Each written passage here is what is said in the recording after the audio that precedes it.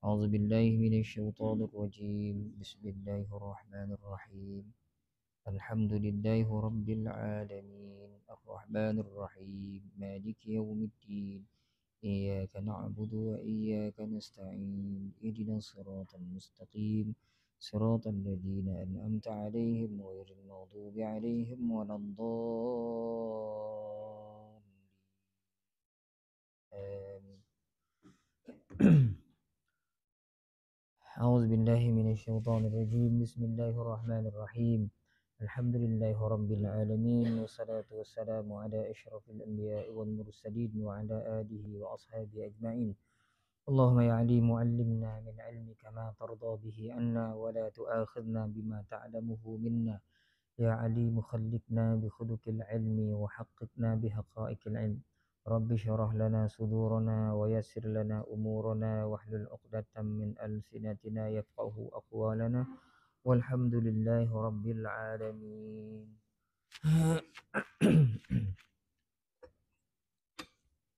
بسم الله الرحمن الرحيم.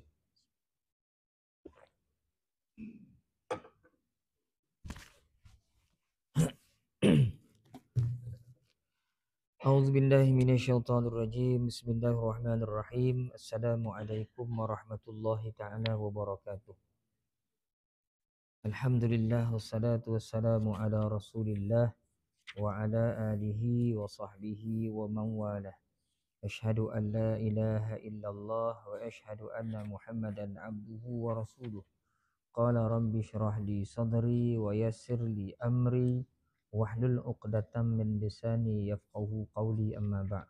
Yang berusaha pengurusi surau beserta dengan ahli jawatan kuasanya.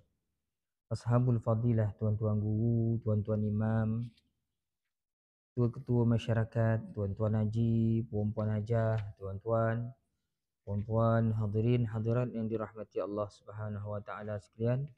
Alhamdulillah tuan-tuan dan puan-puan, marilah sama-sama kita panjatkan kesyukuran kehadirat Allah Subhanahu wa taala kerana masih lagi kita hidup dalam keadaan beriman pada Allah Subhanahu wa taala.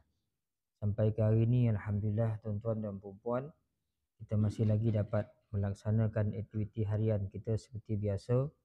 Kita masih lagi sihat. Mudah-mudahan Allah Subhanahu wa taala sentiasa memberikan sihat, kesihatan yang berpanjangan pada kita sehingga bila kita sihat insya-Allah tuan-tuan dapat kita laksanakan ibadah dengan baik. Mudah-mudahan Allahumma amin. Jadi malam ni tuan-tuan kita sambung kembali pembacaan kitab Hayatus Sahabah ni oleh Syekh Muhammad Yusuf Al-Kandahlawi ni. Yang ada buku lah. Ramai yang tak ada kan. Kita sampai pada muka surat yang ke-102. Kita masih lagi membincangkan sekitar Islamnya beberapa orang para sahabat di tangan Rasulullah sallallahu alaihi wasallam. Masih lagi kita bincangkan kisah beberapa orang sahabat Nabi yang bagaimana cara mereka masuk Islam. Jadi kisah yang ke-15 iaitu kisah Abu Quhafah radhiyallahu anhu memeluk agama Islam. Jadi Abu Quhafah ni sebenarnya ayah kepada Sayyidina Abu Bakar.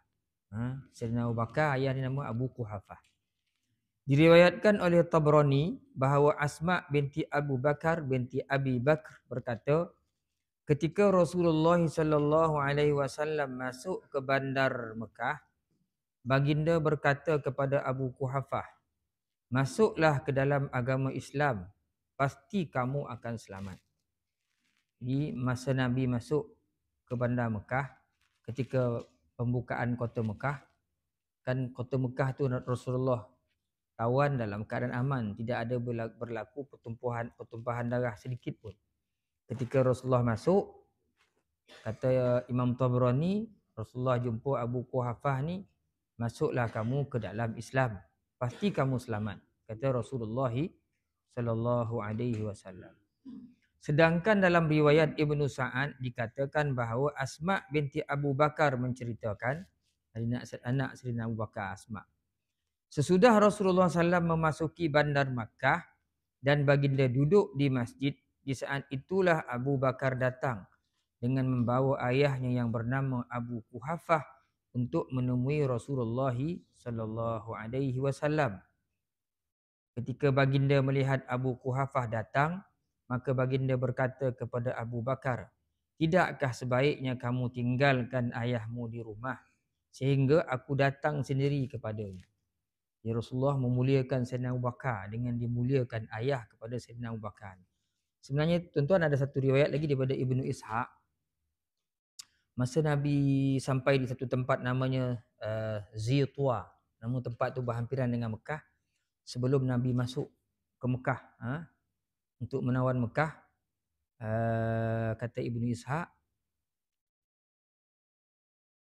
Abu Quhafah ni dia panggil puteri dia, anak dia seorang, anak bongsu dia, ajak, jomlah kita naik ke Jabal Qubais. Sebab dia dengar ada pergerakan tentera sebagainya, jom ajak anak ni naik ke Jabal Qubais. Bukit Qubais. Daripada situ, ketika itu Abu Quhafah ni mata dah tak nampak dah. Dah tua kan, mata dah tak nampak benar dah. Orang muda pun dah tak nampak. Dia tua tak nampak. Dia tanya anak, "Apa yang kamu nampak wahai puteriku? Kau nampak apa?" "Aku nampak daripada kejauhan ni macam ada bondo-bondo hitam bergorak-gorak," kata dia. Itu kuda. Betul. Dia kata, "Nah, itu kumpulan kuda-kuda." "Apa lagi kamu nampak wahai anakku?" "Aku nampak ada seseorang muna mandi depan tu. Ku ke kanan, ku ke kanan." Itu ketua dia tu. Ketua kumpulan berkuda tu. Dia sedang bagi arahan tu. Kata Abu Quhafah ni. Tanya lagi. "Lepas tu apa kau nampak lagi?" Anak dia kata, "Wahai aku nampak tiba-tiba benda hitam ni melebar pula. Bergorak-gorak." Oh, nampaknya mereka dah bergorak dan mengikut arahan ketua nak datang ke Mekah. Jomlah kita turun cepet-cepet. Jadi Abu Quhafah ni turun dengan anak dia. Yang bernama, tak sebut nama anak dalam riwayat tu, dia turun, dia buta anak dipimpin. Lepas tu barulah ketika dia turun tu dia terserempak juga dengan kumpulan yang berkuda ni. Kumpulan yang berkuda ni. Anak ni ada pakai kalung emas. Ada di kalangan orang-orang tu yang dah dogi-dogi sikit. Dia tarik kalung tu. Bawa lari. Sebab itulah bila ketika Abu Bakar, Rasulullah dah berjaya menawan Kaabah, menawan Mekah, Sayyidina Abu Bakar bawa. Ini sambung hadis sebenarnya. Dia bawa ayah dia. Rasulullah tengok Sayyidina Abu Bakar bawa ayah dia. Rasulullah kata, "Kenapa kau tak biarkan ayah kau kat rumah je? Aku datang sini rumah. Ayah kau ni buta dah tak nampak." Kata Sayyidina Abu Bakar, "Dia lebih layak menemui kamu ya Rasulullah. Rasul, dia buah Rasul. Dia sepatutnya jumpa kamu." Kata Sayyidina Abu Bakar. Sebab itulah ketika Sayyidina Abu Bakar di hadapan Rasulullah, dibawa ayah dia, sehingga Rasulullah menghamparkan kain ridak dia tu. Abu Quhafah ni duduk. Rasulullah letakkan tangan di dadanya. Sambil berkata, "Wahai Abu Quhafah, masuklah ke dalam agama Islam agar kamu selamat." Dengan itu maka Abu Quhafah pun mengucapkan 2 kalimah syahadah. Allah tak tangan. Masuk kamu Islam. Berkat sentuhan Nabi Muhammad sallallahu alaihi wasallam, akhirnya dia lembut hati untuk syahadah. Saya melihat tuan-tuan, sebahagian daripada guru-guru kita, amalan sahabat-sahabat kita di Mesir, masa saya kat Mesir tu, hari ni pun ada. Bila kita berjumpa dengan orang-orang yang kita anggap, tak kiralah dia orang alim kan, tok guru terdengar dia tok guru hebat, datang sini habaib, memang sahlah dia keturunan Rasulullah SAW. Ramai kalangan para sahabat kita selalu beramal macam tu. Tarik tangan, "Tuan tolong doakan saya." Tak tangan kat dia. "Dan doa apa ni? Minta saya ni kuat ingatan, hati saya bersih." Ada yang buat macam tu. Kan? Ada yang buat begitulah. Guru kita pun, guru saya kat Mesir pun macam tu juga dulu. Tapi dia tak pegang dada. Dia topuk belakang. Bum bum bum topuk kadang dipeluk kita. Dibawa dada kita ni, kepala kita ke dada dia. Dia macam-macam kaedah kan. Yang Rasulullah buat, pegang. Kan ambil berkat daripada Rasulullah sallallahu alaihi wasallam. Jadi kalau orang alim kan, tuk-tuk datang sini, kita tahu kehebatan dia. Tak ada pun satu kesalahan pun. Rasulullah pun pernah mendoakan kan Ibnu Abbas dengan meletakkan tangannya di kepala Ibnu Abbas. Dengan Rasulullah berdoa, "Allahumma faqihhu fid din wa 'allimhu ta'wil." Guru saya masa dia demam, Saya datang mengulang Quran rumah dia. Setiap malam saya pergi rumah dia. Syekh Ali Ridha Ali nama dia. Meninggal lah. Syekh pertama saya dekat Mesir tahun pertama.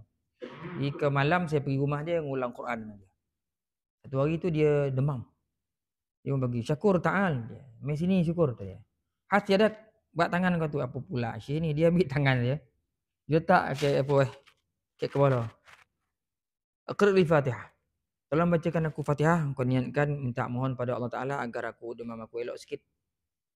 Syekh aku baca-baca tadi. Baca lah Fatihah. Apa pula Syekh ni terbalik. Patut kita ambil tangan dia letak di kepala. Itu salah satu cara lah. Kan? Agak hari ni pun perubatan-perubatan Islam pun macam tu juga. Bila nak berubat, rawat, pegang belakang, tepuk-tepuk sikit, ada sentuhan lah. Kan? Yang diharuskan. Kita pun tuan-tuan, kita sebagai ayah, sebagai ibu, cucu kita, anak kita, datuk kita pula. Cucu anak kita doakan macam tu. Setiap kali nak pergi sekolah, kan? Pegang bumbun ni, doakan dia. Mudah-mudahan berkat doa kita sebagai ayah, sebagai ibu, nak ibu yang melahirkan. Kan? Lagi motan kata orang tua tu kan, doakan selalu insya-Allah anak jadi cerdik, jadi bersih jiwa dia. Kalau setiap hari didoakan, tak sompek kan bangun lambat bekerja-kerja kan, omak pun nak pajikat, omak cikgu macam kita ni sompek doa-doa, ada kau doa sendirilah sudah macam tu kan. Jadi tuan ada banyak kan kaedah, ada banyak tunjuk ajar Nabi sebenarnya, petunjuk Nabi pada kita. Cuma kita tak buatlah. Itu kisah Abu Quhafah yang akhirnya masuk Islam. Sayyidina Abu Bakar pernah sebut, siapakah di kalangan kamu yang telah menyentap kalung emas kepunyaan? Seorang tak aku. Semua masa tu semua baru masuk Islam kan. Ada yang dah jajal lagi. Seorang tak aku. Akhirnya Sayyidina Abu Bakar jumpa balik dia khabar. Kau niat sedekah lah tadi. Tak ada yang aku dah. Tak ada yang aku kan. Rantai omeh tadi. Itu kisah yang diceritakan oleh Ibnu Ishaq. Jadi itu kisah Abu Quhafah. Tak banyak cerita tentang Abu Quhafah ni kan, sebab banyak cerita lebih memihak kepada anaknya, lebih popular lah. Sayyidina Abu Bakar radhiyallahu anhu. Okey. Itu kisah yang ke-15 tuan-tuan. Kita tengok yang ke-16. Tanggapan Abu Jahal terhadap Islam. Yang ni lagi lah ni. Ni kalau nak cerita tentang dia ni kan mau 3 hari 3 malam kan ni. Ini Dajjal besar ni Nabi ada sebut dalam satu riwayat. Setiap umat ada Fir'aunnya. Fir'aun umat ini adalah Abu Jahal. Nabi sebut, setiap umat ni ada Fir'aunnya. Fir'aun umat ini adalah Abu Jahal. Kata Rasulullah. Dia dah mati dah. Dia boleh sompek ngutuk tu. Dia dah nak mati dah. Dia boleh sompek ngutuk Rasulullah sallallahu alaihi wasallam. Ini Abu Jahal kan. Jadi Abu Jahal ni sebenarnya dia ni sepupu Nabi. Sepupu jauh lah. Sepupu Nabi. Abu Lahab pak saudara Nabi. Ada semua ada kena-mena Nabi ni. Kau tu nak Quraisy kan? Dia sepupu Nabi, sebaya dengan Nabi. Gelaran Abul Hakam. Abul Hakam maksud dia apa tuan? Bapa kebijaksanaan. Orang cerdik. Tapi akhirnya jadi bapa jahiliah lepas tu. Digola sebagai bapa jahiliah. Sebab dialah paling kuat menentang Rasulullah SAW. Termasuk kawan-kawan yang lain lah. Uqbah, Al-Walid bin Mughirah, Umayyah bin Khalaf. Ini orang-orang yang banyak menentang Rasulullah sallallahu alaihi wasallam. Diriwayatkan oleh Baihaqi bahawa Mughirah bin Syu'bah berkata, pertama kalinya aku mengenal Rasulullah, ini cerita Mughirah. Pertama kalinya aku mengenal Rasulullah sallallahu alaihi wasallam ialah ketika aku sedang berjalan dengan Abu Jahal. Jadi Al-Mughirah ni berjalan dengan Abu Jahal bin Hisham di suatu lorong di bandar Mekah. Di saat kami bertemu dengan Rasulullah sallallahu alaihi wasallam, maka baginda berseru kepada Abu Jahal, "Wahai Abul Hakam." Itu gelaran ni lah. Wahai ayah cerdik, ikutilah ajaran Allah dan Rasulnya. Nabi berdakwah kepada dia. Apa dijawab oleh Abu Jahal? Ajakan baginda ini dijawab oleh Abu Jahal, "Wahai Muhammad sallallahu alaihi wasallam, adakah kamu telah berhenti mencaci maki Tuhan kami? Apakah maksudmu itu agar kami ini bersaksi bahawa kamu telah menyampaikannya?" Kau ajak aku ni adalah kau nak suruh aku ni menyaksikan di hadapan Allah bahawa kau telah sampaikan seruan kau ni. Ketahuilah bahawa kami bersaksi bahawa kamu telah menyampaikannya. Kalau kau nak sampai wahai Muhammad, kau dah sampaikan seruan kau dah. Ketahuilah bahawa kami bersaksi bahawa kamu telah menyampaikannya. Demi Allah, jika aku ini mengetahui bahawa apa yang kamu ajarkan itu benar, pasti akan mengikutimu. Kalau aku tahulah yang kalau betul lah yang kau ajar ni benar, wahai Muhammad, aku ikut kau. Setelah itu baginda pergi dan Abu Jahal mendekatiku sambil berkata, demi Allah, sebenarnya apa yang dikatakannya itu adalah benar. Apa yang menyebabkan dia tak nak ikut ni? Rasulullah dah pergi, dia beritahu Mughirah, wahai Mughirah, sebenarnya yang Muhammad sebut tu betul. Betul. Tapi ada sesuatu yang menghalang dia untuk beriman dengan Rasulullah. Namun ada sesuatu yang menghalang aku untuk mengikutinya. Bani Qusay berkata, kami memegang kekuasaan hijabah. Yang kat sini tuan-tuan saya baca mula-mula tadi pun saya poning, apa cerita ini? Sampai tu pun saya tak faham. Bila saya tengok balik kitab asal baru faham. Jadi kata, ini mungkin tertinggal, dia taib mungkin tertinggal. Kan? Kata siapa ni, Abu Jahal pada Mughirah, Muhammad cakap tu semua benar. Tapi ada bondo yang menyebabkan aku tak nak ikut Muhammad ni. Jadi Mughirah tanya apa bondo ya, apa penyebab itu. Maka dia pun kata, Bani Qusay ni keturunan Rasulullah lah. Kata dia, Bani Qusay mendakwa, Bani Qusay berkata tu, kami memegang kekuasaan hijabah. Hijabah yang kunci Kaabah. Keturunan Muhammad ni sebut, dia pegang kunci Kaabah. Betul, kata Abu Jahal. Yang itu betul, kata Abu Jahal. Naam, kata dia, jawab. Ya, yang itu benar. Kata dia. Kemudian dia kata, dia jugalah yang siqayah. Siqayah ni mana orang yang bagi minum, keturunan yang bagi minum orang buat haji.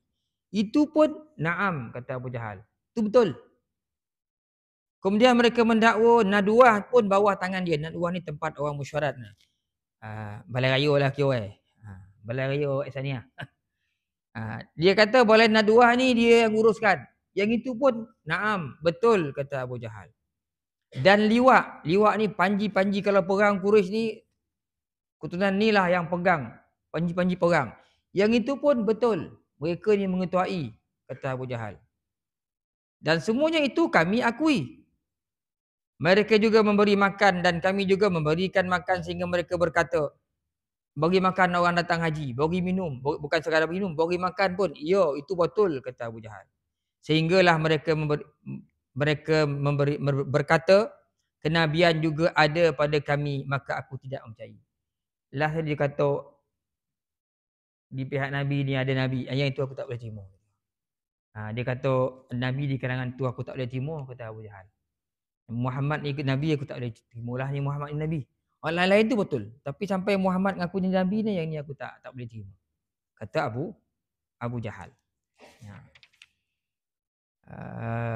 Dia Abu Jahal ni tuan-tuan, dia sebaya dengan Nabi kan, sama naik dengan Nabi kan.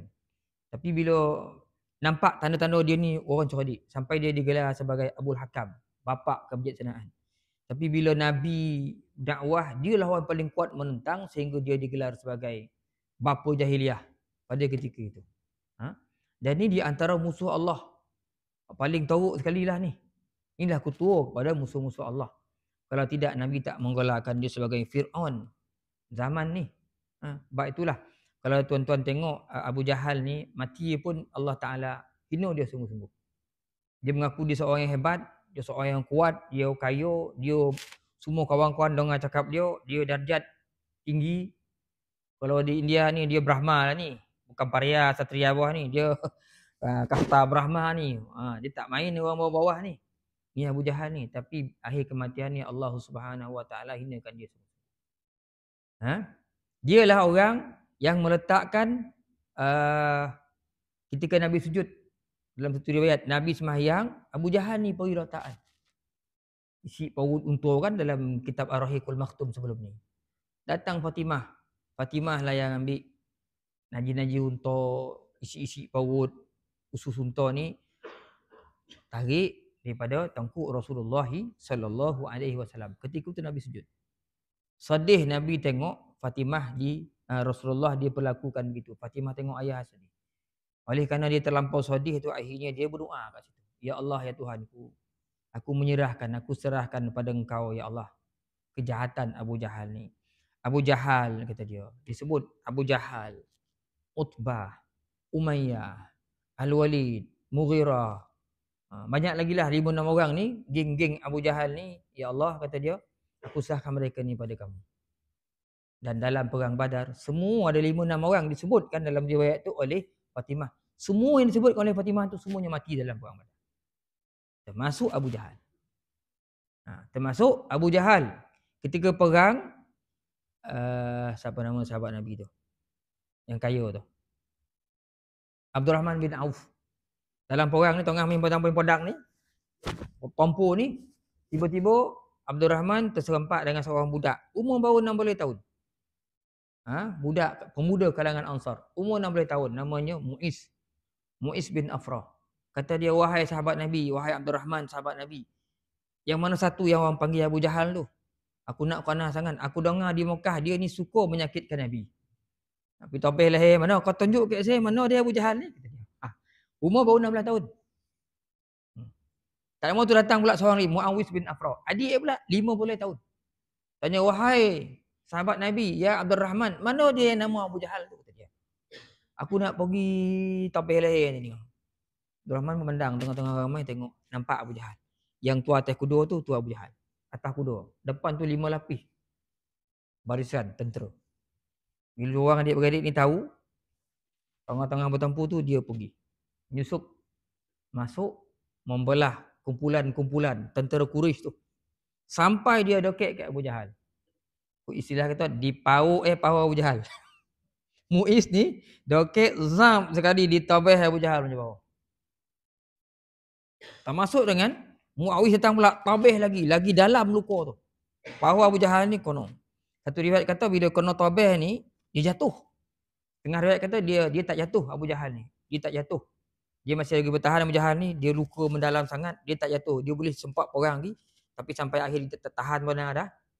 Akhirnya dia jatuh juga dan akhirnya dia jatuh, elok jatuhlah depan Ibnu Mas'ud, Abdullah Ibnu Mas'ud. Anak petani. Kau dulu kau kata kau hebat benar, pegang kepala zam sekali putih leher. Abdullah Mas'ud ni bawa, ya Rasulullah, ini kepala penentang agama kamu. Rasulullah pun bersyukur. Bersyukur pada Allah. Syukur pada Allah Ta'ala yang telah memusnahkan, membinasakan musuh Allah. Kepala Abu Jahal, Ibnu Mas'ud yang pegang. Setengah riwayat kata dia jatuh di kono podang Muiz dengan Muawiz ni, itu jatuh. Setengah riwayat tu tak jatuh, dia masih lagi jalan. Tapi ketika Muawiz ke Muiz, ada dua orang adik-beradik ni, Muiz bila orang tengok dia dah menetak Abu Jahal ni, akhirnya dia pun dibunuh. Muawiz ni dia sempat nak lari tapi tangan kirinya ditetak oleh Ikrimah. Ikrimah ni salah seorang sahabat yang hebat. Rasulullah muliakan Ikrimah ni, anak kepada Abu Jahal. Kan dulu kita pernah bincang sebelum ni kan, ketika Rasulullah duduk dengan Ikrimah, ketika sahabat duduk dengan sahabat, dengan Rasulullah, sahabat sibuk cerita Abu Jahal, cania perangai Abu Jahal ni, dogi-dogi. Datang Ikrimah, anak Abu Jahal. Rasulullah sebut kepada sahabat, berhenti cerita Abu Jahal. Ikrimah datang. Itu ketika Ikrimah dah Islam. Sebelum ni Islam dalam perang Badar, dialah yang menetak tangan Muawiz. Sebab dia tengok ayah ada kena tetak, dia pun totak. Kono, apa istilah kita tak putih apa, tergaying-gaying. Apa bahasa kita tu? Apa bahasa orang bau tergaying-gaying ke? Itu bahasa Siliau kat tu. Junta-juntai lah. Putih. Tapi terkulai. Dia tak putih, tercabut. Muawiz ni lari. Dia berperang, tangan tu kulai-kulai ni tapi susah. Dia porang-porang susah Muawiz ni. Dia pun keluar jauh sikit, dia cabut tangan tu. Dia masuk balik. Orang kalau dah cedera, cabut tangan pergi dah lari, buatlah rawat lu, dia dah cabut, dia pergi perang balik. Akhirnya dua-dua syahid. Muiz pun syahid, Muawiz pun syahid. Tapi jasa dia besar. Dia telah mencederakan Abu Jahal. Abu Jahal tak tahan, jatuh sampai depan Ibnu Mas'ud. Oh, kau lah selama ni jadi musuh pada Allah, musuh pada Rasulnya. Pegang kepala Abu Jahal. Itu Abu Jahal boleh kutuk gitu. Oh salah kat Nabi kau tu. Tadi aku tahu kan. Dikutuk Rasulullah depan Mas'ud pun zam sekali. Ni Abu Jahal. Kan dia nak maki pun dia masih lagi tak beriman. Sebab tu Rasulullah kata, Fir'aun, setiap umat tak ada Fir'aunnya. Fir'aun umat ni adalah Abu Jahal. So orang yang perangai macam Abu Jahal ni adalah orang-orang menentang agama. Abu Jahal dah tak ada dah. Tapi pengikut Abu Jahal mungkin ada lagi di setiap zaman. Yang buat perangai macam Abu Jahal ni, itu pengikut Abu Jahal lah tu tuan. Memang dia hebat. Satu lagi, saya ingatlah kisah-kisah yang popular lah selalu kita dengar ketika datang seorang peniaga kan daripada suku Irosh, Irosh kat situ lah lebih kurang. Jauh daripada Mekah datang. Niaga. Jual unta. Saudagar unta kan, datang dari mana tak tahulah. Masalah dia silap. Dia jumpa orang pertama Abu Jahal.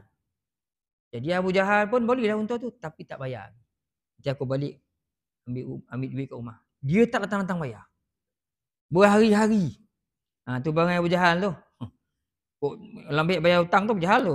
Perangai Abu Jahal bukan dia Abu Jahal. Tu ramai. Melambat nak bayar hutang tu di antara perangai Abu Jahal. Dia suka bully orang. Bukan dia tak ada duit. Dia ada duit. Tapi dia tak nak bayar. Dia tak nak bayar. Sebab tu disebutkan dalam satu hadis Nabi. Mutillud dain zulmun. Memanjang-manjangkan tiap bayar hutang tu adalah zalim. Nak kena salah satu ciri orang zalim, orang tu boleh bayar hutang, dia tak nak bayar. Lah, RM20 ya ada duit itu. Isu bukan RM20, kita dah berhutang, bayarlah. Entah orang tu tak patut nak pakai duit sungguh kau, nak lagi banyak lagi lah. Kita nak bayar. Jadi orang ni dah 2-3 hari dia nak balik jauh.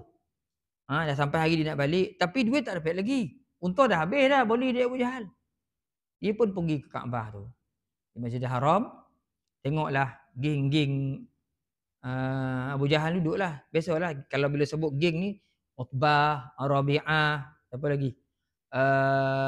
Utbah bin Rabi'ah dengan adik dia, Utbah dengan Syaibah, Umayyah bin Khalaf, Al-Walid.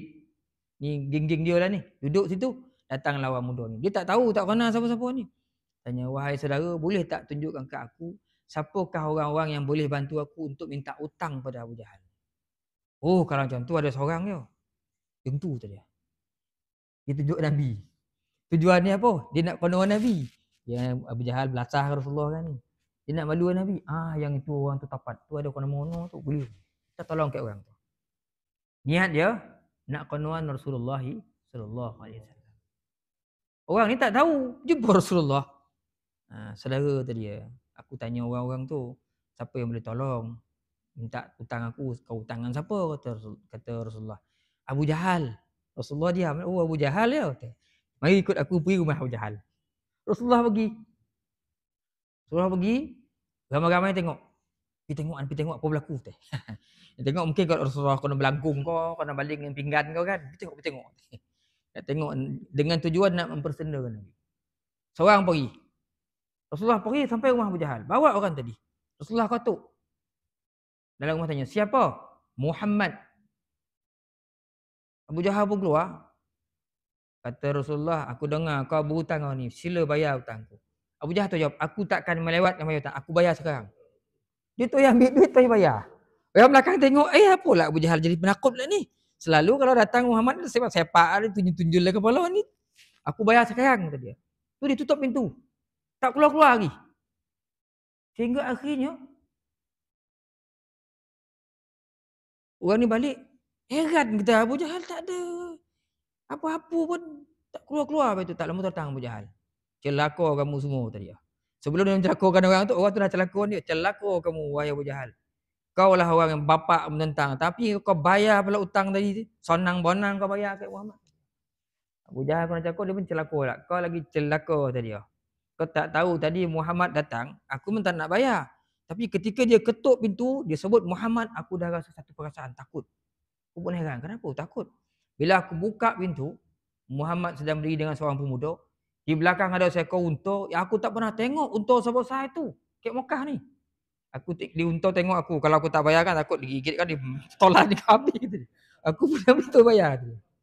Itu masyhur dalam riwayat tu. Aku tengok unta tu pandang. Kalau tak bayar kan digigit dia unta kan ni. Ada unta belakang Muhammad. Besar unta. Tak ada kat Mekah unta macam tu. Aku pun bayar. Kalau tak aku bayar kan dimakannya aku. Kata itu kelebihan yang ada pada Rasulullah SAW.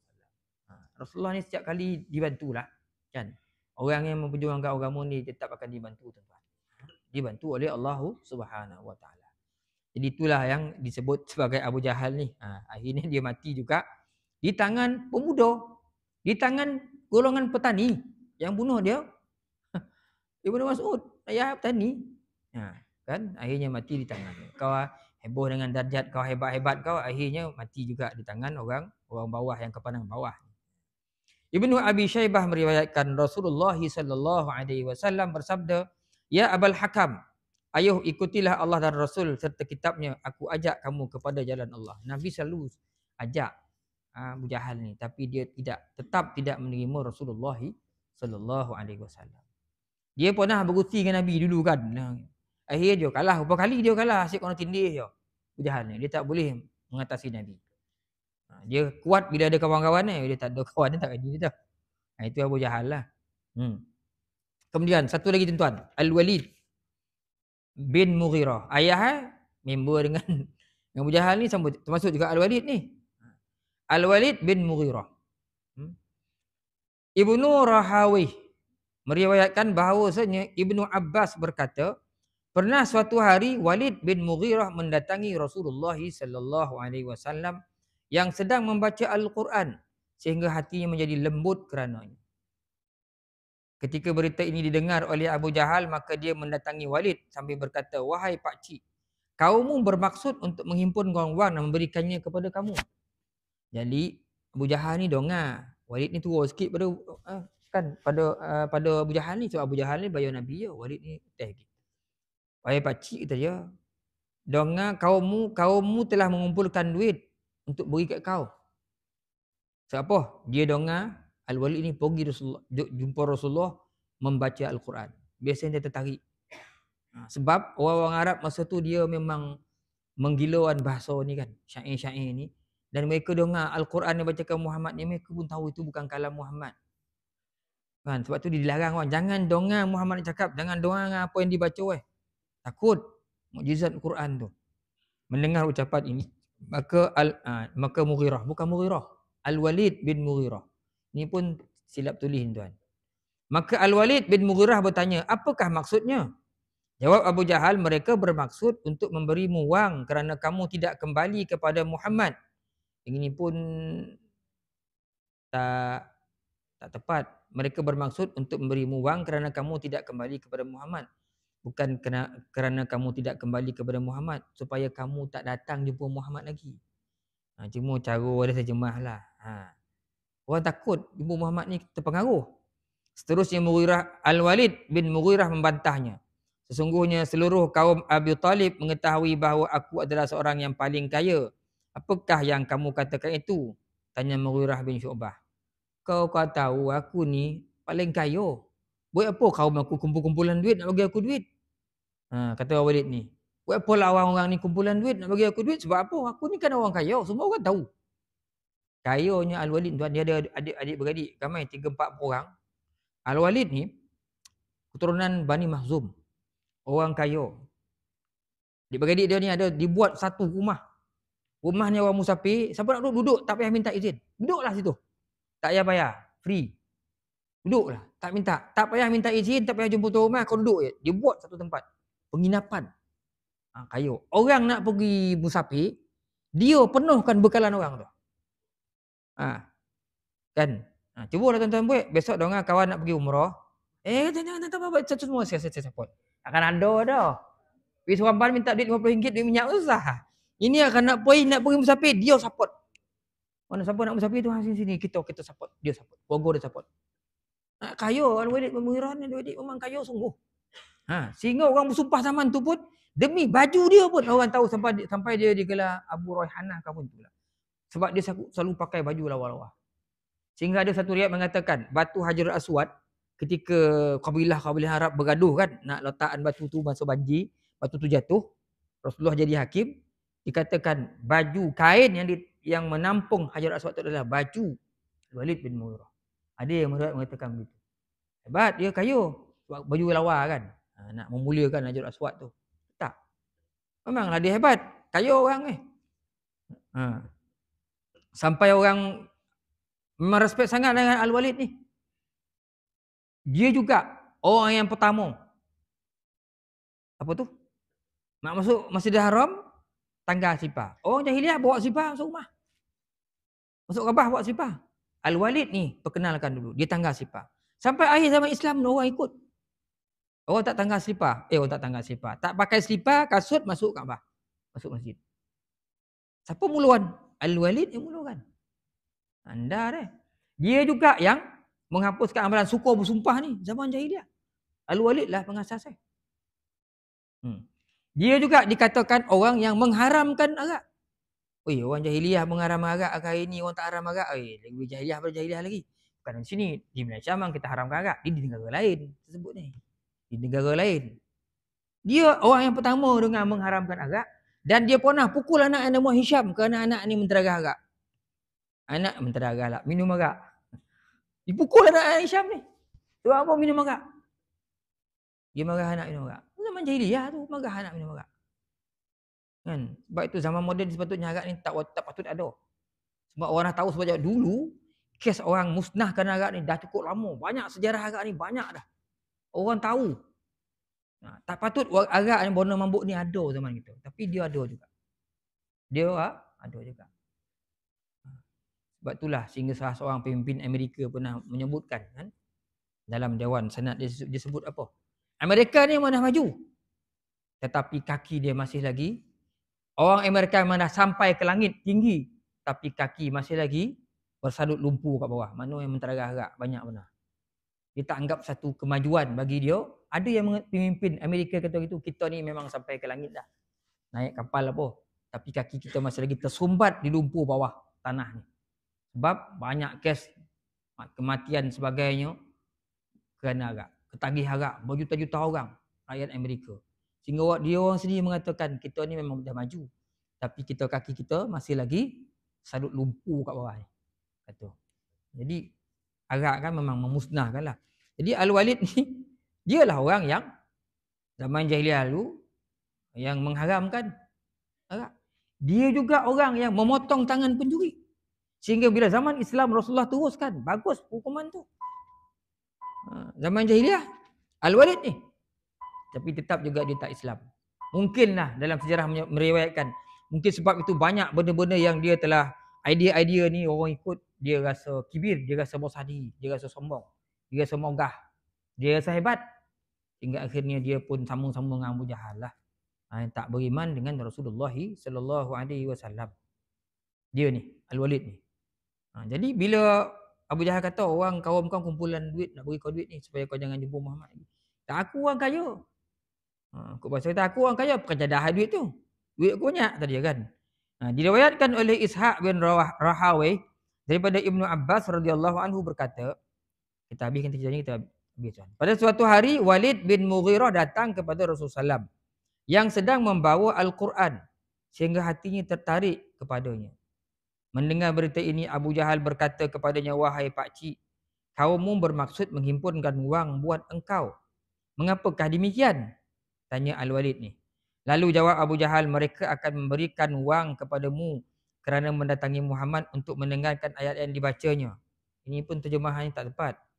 Al-Walid bin Mughirah tahu bahawa aku adalah seorang yang paling kaya di antara mereka. Ini pun tak tahu siapa cakap kan. Kita tengok balik Tengok balik, banyak tertinggal. Taib ni mungkin tertinggal lah. Kata Abu Jahal, seterusnya, tetapi engkau dicela oleh kaummu sebab kamu telah berkata sesuatu yang dapat menyakitkan hati mereka.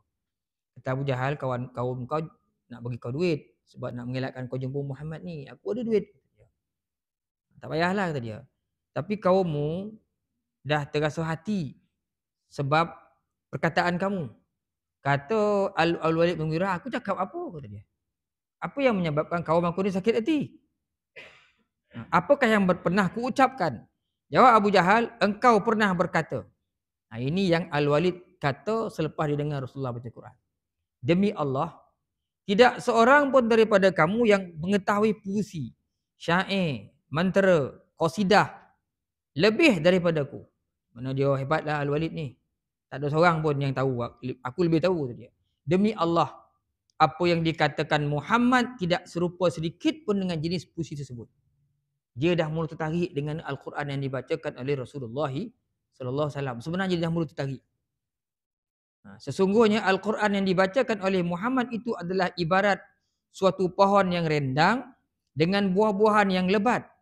Al-Quran itu akan terus berkembang dan tidak ada yang dapat menghalanginya dan akan menumpas apa sahaja yang menghalanginya. Perkataan inilah yang menyakitkan hati kaumnya. Mendengar ucapan ini, Abu Jahal berkata dengan spontan, kaummu tidak suka terhadap apa yang engkau katakan itu. Wahai Al-Walid, inilah percakapan yang kaum kau dengar, dia tak suka. Seolah-olahnya kau telah memihak kepada Muhammad. Kau dah terpengaruh dengan Muhammad ni. Kata Abu Jahal memujuk Al-Walid bin Mughirah. Kata Al-Walid, kejap, aku nak mikir jap, kata dia. Al-Walid meminta diberi waktu untuk berfikir sejenak. Setelah dia berfikir agak lama, dia berkata, sesungguhnya Al-Quran yang dikatakan oleh Muhammad itu adalah serupa dengan mentera sihir yang dapat menyihir orang lain. Akhirnya dia berubah sebab nak jaga hati kaum. Kerana itulah, padahal dia dah yakin dah tadi. Akhirnya nak jaga hati kaum dia pun kata apa yang Muhammad baca itu sama dengan mentera sihir. Kerana itulah Allah menurunkan surah Al-Muddassir ayat 10 hingga 12. Bukan 10 hingga 12 tuan-tuan. 11 hingga 13. Kan ayat yang surah Mudassir apa tu? Zarni wa man khalaqtu wahida. Zarni wa man khalaqtu wahida sampai wa banina syuhuda. Zarni wa man khalaqtu wahida wa ja'altu lahu malam mamduda wa banina syuhuda. Maksud ayat tu, tinggalkan aku, biarlah aku menguruskan orang yang aku jadikan ni, kata Allah. Dia dah mula dapat hidayat dah mengaku dah Quran ni betul. Sehingga akhir dia kata, Quran tu sihir. Allah Ta'ala pun turunkan surah Mudassir ayat 11, Allah Ta'ala sebut, Zarni, biarkan aku. Urusan Walid ni, biar aku yang uruskan. Wa man khalaqtu wahida. Tinggalkan aku, biarkanlah aku menguruskan orang yang dulunya aku jadikan. Kata Allah. Wa ja'altu lahu malam mamduda. Sedangkan aku dah bagi dia harta yang melempar ruah. Banyak harta dia. Wa banina syuhuda. Anak yang sentiasa bersama dengan dia. Tapi akhirnya dia kufur juga. Biar aku uruskan Al-Walid ni. Kata Allah Subhanahu wa ta'ala. Kalau tuan-tuan perasan dalam, kita ingat dalam kitab mana, banyak sangat kitab-kitab sirah ni banyak kan. Ada yang menyebutkan ayat Quran berkenaan Al-Walid ni lebih kurang 104 ayat berkenaan dengan Al-Walid. Antaranya ayat sa'uslihi saqar. Aku akan sumbatkan dia dalam neraka saqar. Berkenaan dengan Al-Walid juga. Bin Mughirah. Al-Walid ni. 104 ayat turun ada kono-mono dengan dia. Cerita Al-Walid ni. Oleh kerana dia dah dengar ayat Quran, dia dah mula tertarik tapi dia nak jaga hati kaum dia. Akhirnya dia kata, ini semua sihir. In haza illa sihrum mubin. Allah Ta'ala pun turun ayat, Zarni wa man khalaqtu wahida wa ja'altu lahu malam mamduda wa banina syuhuda. Allah Ta'ala kata, ini macam ni biar aku uruskan orang. Kan murka Allah Ta'ala kepada Al-Walid bin Mughirah. Jadi tuan-tuan ingatlah, cukuplah tuan setakat tu saja untuk hari ni.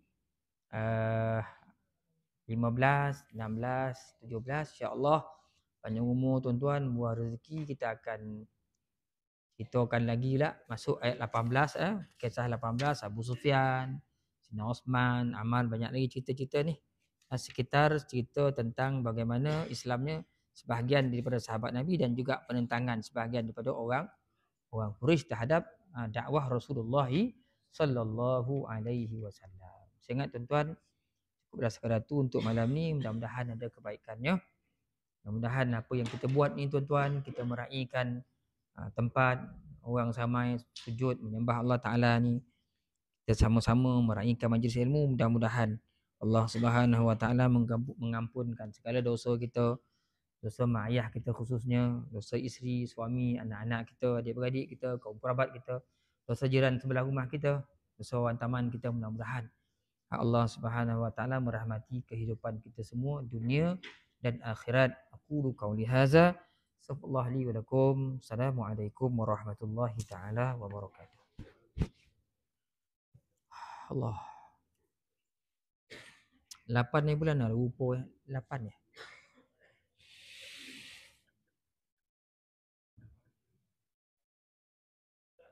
Ya tuan. Ya sila tuan. Kau dapat jawab, saya jawab ya. Kau tak dapat jawab, saya hutang dulu lah. Ah?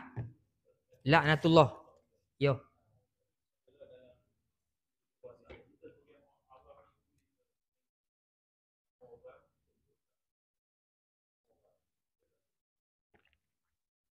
Macam tu.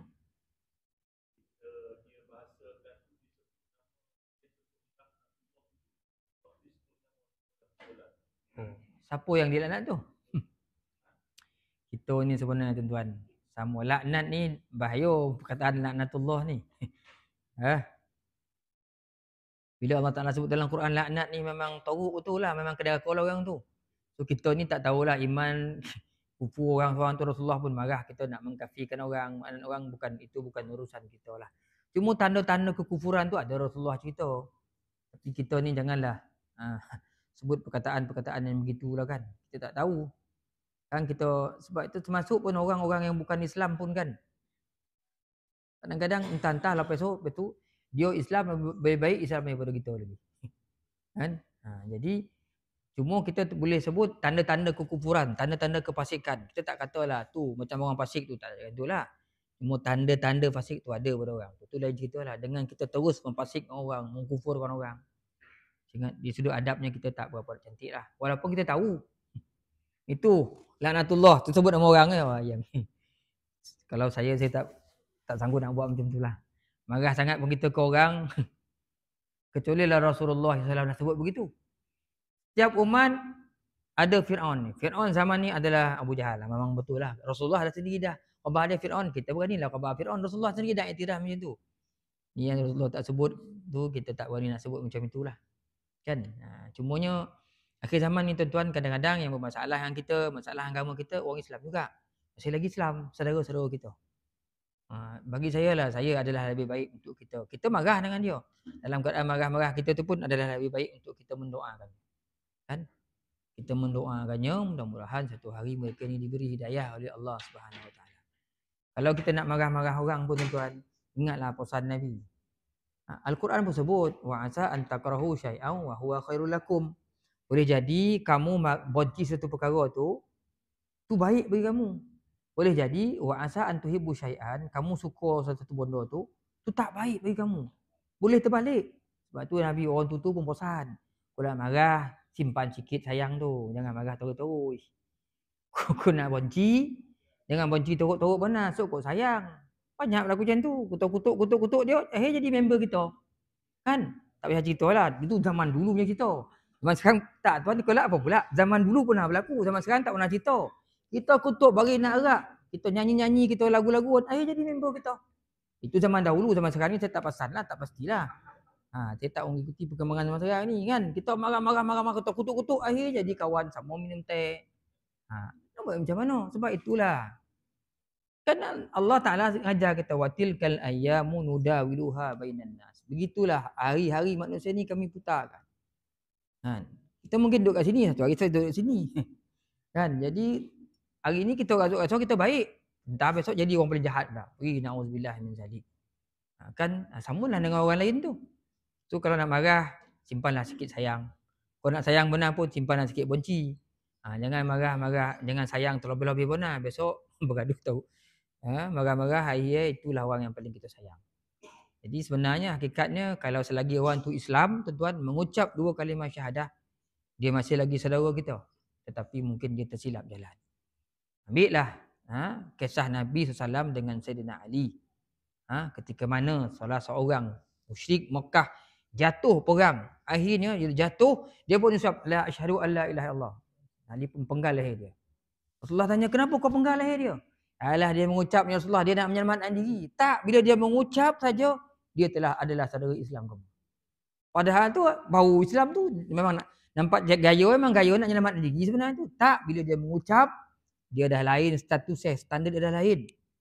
So yang ada sekitar kita ni, kita marah macam mana pun, asalkan dia adalah mengucap, dia pengucap asyhadu an la ilaha illallah, walaupun dia sembahyang Jumaat ya, seminggu sekali dia sembahyang atau sembahyang raya ya, dia masih lagi Islam.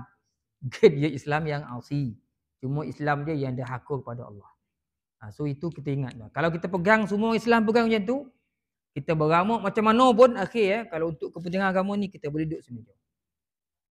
Sebab itulah sebenarnya yang menguatkan kita ni tuan-tuan, adalah iman kita, keyakinan kita pada agama. Yang menguatkan hati kita ni agama kita.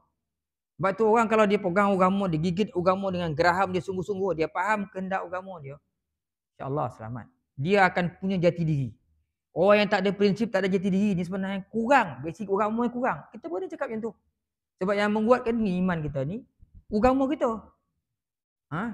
Kalau banyak mana ilmu pun, kalau bukan disuluh oleh agama, itu kucil. Satu hari dia lari daripada landasan. Yang betul menguatkan kita ni adalah agama kita. Sebab itulah pegang agama, ikut agama ni, insya-Allah. Orang yang pegang agama ni jati diri dia kuat. Kalau dia kata tidak, dia akan tidak sampai kiamat. Dasarkan suluhan Quran dengan hadis.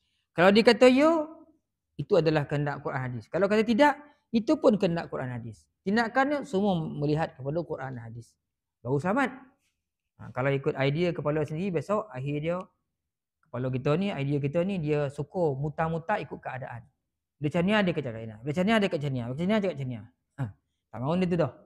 Kan? Jadi pegang agama, kita selamat.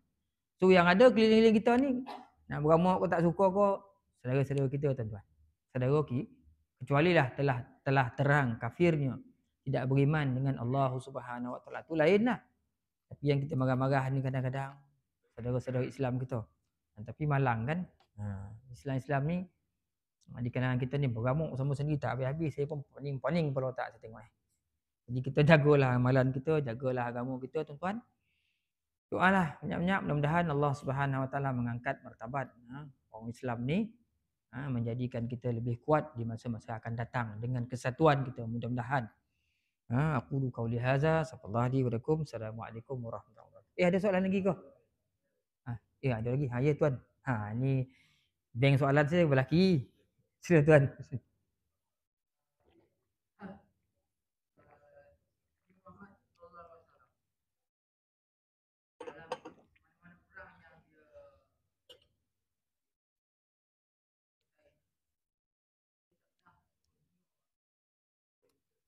Dia? Wah. Itu tak masuk dalam kepala waktu itu.